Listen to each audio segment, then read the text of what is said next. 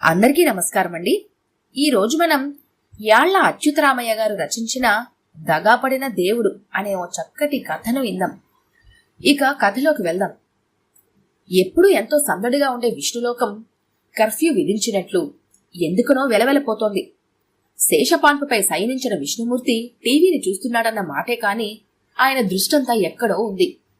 అంతలో నారాయణ నారాయణ అన్న మాటలు వినిపించేసరికి విష్ణుమూర్తిలో కొంత హుషారు కనిపించింది. నారదా, భూలోకమంతా తిరిగి వస్తున్నావు కదా, లక్ష్మీదేవి ఆచూకీ ఏమైనా తెలిసిందా అన్నాడు విష్ణుమూర్తి ఆతృతగా. తెలిసింది స్వామి. భూలోకంలోని కొంతమంది పెట్టుబడిదారి కుటుంబాల వాళ్ళు లక్ష్మీదేవిని కిడ్నాప్ చేశారు. బిర్లా, టాటా, రిలయన్స్, సింఘానియా, థాపర్ ఇలా ఓ 20 కుటుంబాల వాళ్ళు ఆ ముఠాలోని ప్రధాన సభ్యులు. వీళ్లే కాకుండా చిన్న చిన్న వ్యాపారస్తులు, మధ్యతరగతి కుటుంబాల వాళ్ళు కూడా ఈ ముఠాలో చేరడానికి ఊవిళ్ళూరుతున్నారు. ఇన్ని రోజులుగా లక్ష్మిని భూలోకంలో దాచేస్తే ఎలా? ఇంతకీ ఆ కిడ్నాప్ చేసిన వాళ్ళ డిమాండ్స్ ఏంటంట? టీవీ చూసి చూసి విష్ణుమూర్తికి కూడా భూలోక భాష బాగా వంటబట్టింది. ఇన్ని రోజుల భూలోకంలోని కాలమానం ప్రకారం లక్ష్మీదేవి వాళ్ల బారిన పడి కొన్ని వందల సంవత్సరాలైంది. ఆమె పర్మనెంట్ గా వాళ్ల దగ్గరే ఉండిపోవాలనేది వాళ్ల డిమాండ్ అన్నాడు నారదుడు. లక్ష్మి స్వేచ్ఛాప్రియురాలు కదా, ఆమెను బంధించడం నేరమని వాళ్ళకి తెలియదా?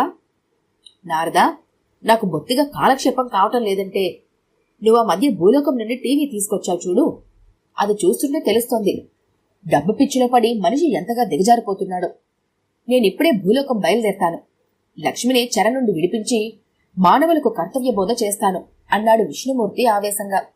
స్వామి, ఇలాంటి పొరపాటు చేసే లక్ష్మీదేవి అలా చిక్కుకుపోయింది. మీరు కూడా వెళ్లారంటే ఏ పోలీసులో నక్సలెట్లో మిమ్మల్ని కూడా కిడ్నాప్ చేసేయగలరు. నా ఈ ప్రయత్నాన్ని ఆపకు నారదా. భూలోకంలోని నా భక్తులలో ఒకరి అడ్రస్ ఇవ్వు, పెడతాను. చేసేది లేక నారదుడు, మీకు ఎదురు చెప్పదగ్గవాణ్ణి కాను.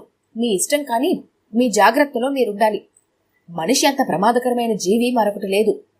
ఇకపోతే కరుణకుమార్ అని ఓ పెద్ద పారిశ్రామికవేత్త ఉన్నాడు. ఆయన అనుదినం మిమ్మల్ని పూజిస్తూ ఉంటాడు అని చెప్పి పూర్తి అడ్రస్ చెప్పాడు. నారదా, నేనిప్పుడే బయలుదేరాలి అనుకుంటున్నాను.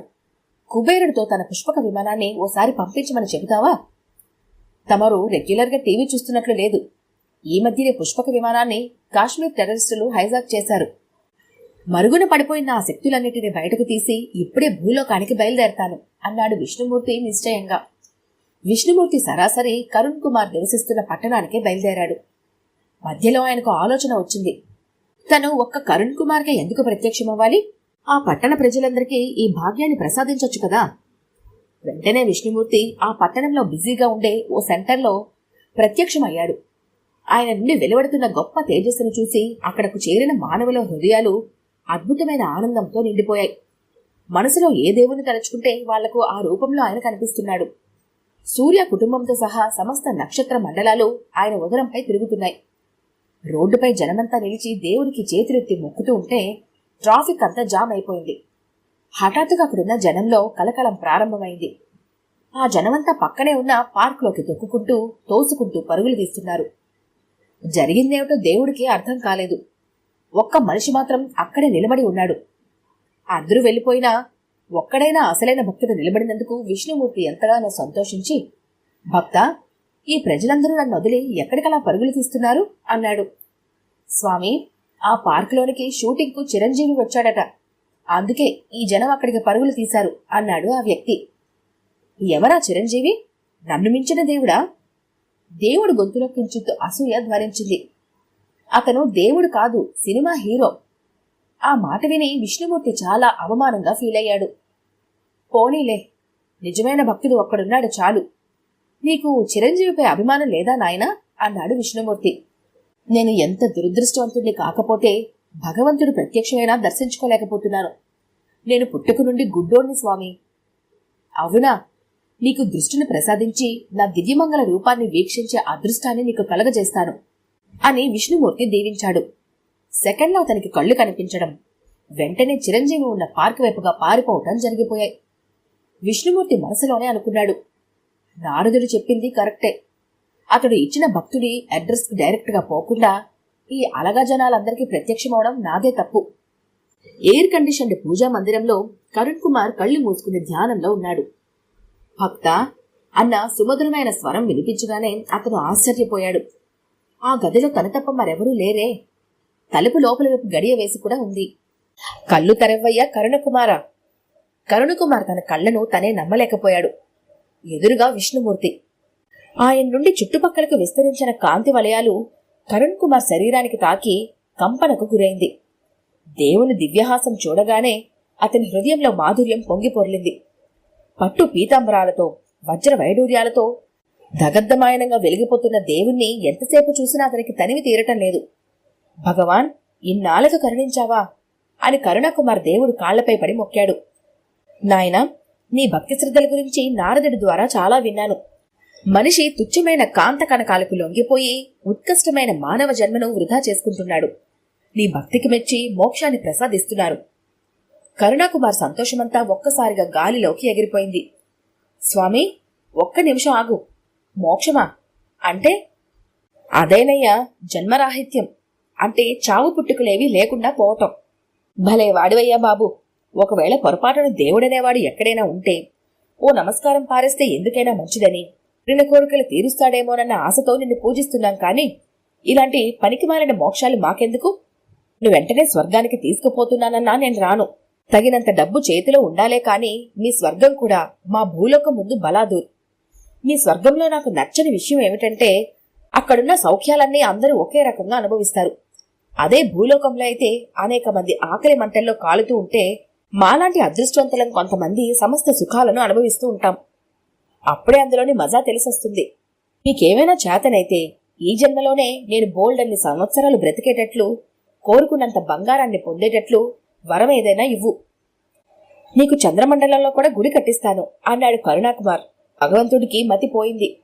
నా దివ్య తేజస్సు నీలోని అజ్ఞానాంధకారాన్ని పారద్రోలలేకపోయిందంటే మనుష్యులను పట్టి పీడిస్తున్న డబ్బు జబ్బుకు ఎంతటి నిరోధక శక్తి వచ్చేసిందో కదా అన్నాడు.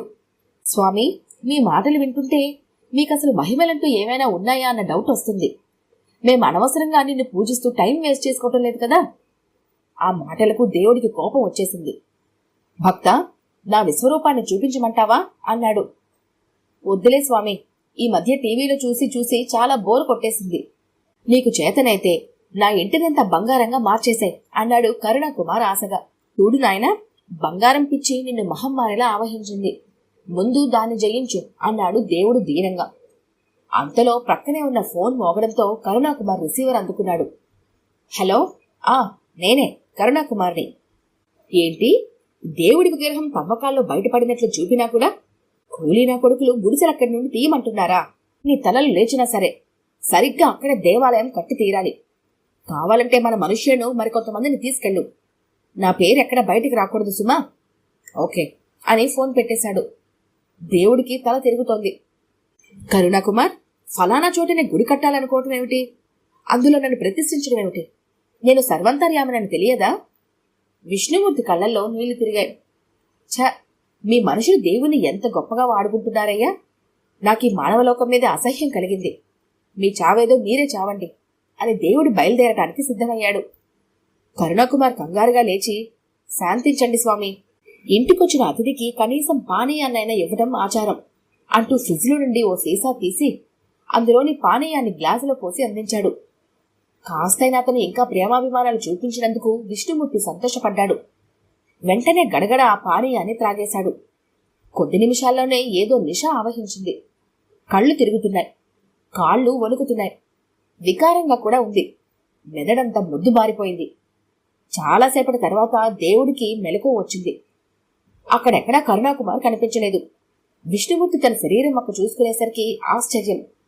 బంగారంతో చేసిన గద, కిరీటం, దండ కడియాలు, ఆఖరికి ఒంటి మీద పట్టు పీతాంబరాలతో సహా లేవు. వారిని మానవా, ఎంతటి ఘోరానికి తలపడ్డావురా? మీలాంటి దుర్మార్గులు కొద్దిమంది చేరి లక్ష్మిని గుప్పెట్లో బందీ చేయడం వల్ల కాదు కోట్లాది ప్రజలు దుర్భర దారిద్ర్యాన్ని అనుభవిస్తున్నది. నేనే మనిషి చేతిలో ఇన్ని ఇబ్బందులు ఎదుర్కొన్నానంటే పాపం లక్ష్మి ఎన్ని కష్టాలు పడుతుందో. ఈ పరిస్థితుల్లో లక్ష్మిని విడిపించడం నా ఒక్కడితో అయ్యే పని కాదు. సమస్త దేవతలను కలుపుకొనొచ్చి ఈ దురాశపరులైన మానవులపై యుద్ధం ప్రకటించాల్సిందే అని దేవుడు అదృశ్యమైపోయాడు. ఈ కథ కనుక మీకు నచ్చినట్లయితే లైక్ చేయండి, షేర్ చేయండి. మరిన్ని ఇంట్రెస్టింగ్ కథల కోసం మా ఛానల్ని తప్పకుండా సబ్స్క్రైబ్ చేసుకోండి.